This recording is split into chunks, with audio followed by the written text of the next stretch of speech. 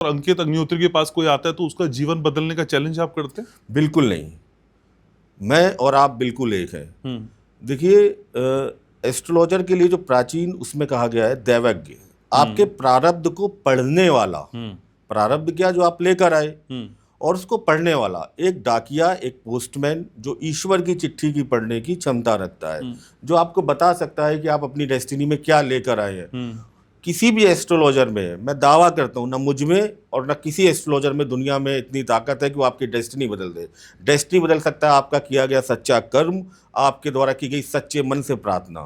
Astrologer का काम होता है कि आपको आपके कार्मिक बैलेंसेस से कनेक्ट करे। अच्छा। और जहां पर आपको लग रहा है कि इसको ईश्वर के साथ कनेक्ट करना चाहिए वो कनेक्ट करे। केवल ये एक गाइडेंस दे सकता है, करना आपको ही है।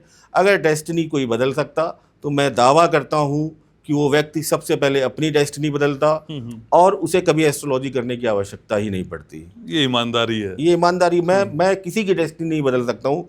कोई मेरे पास आए और ये उम्मीद रखे कि मैं उसे कुछ ऐसा कर दूंगा, रेमेडी दे दूंगा कि वो जाने के बाद उसकी जो जन्म जन्मांतर की समस्याएं चली आ रही हैं पिछले 20-25 साल की, मुझसे मिलने के बाद 2 महीने में खत्म हो जाएंगी, नहीं।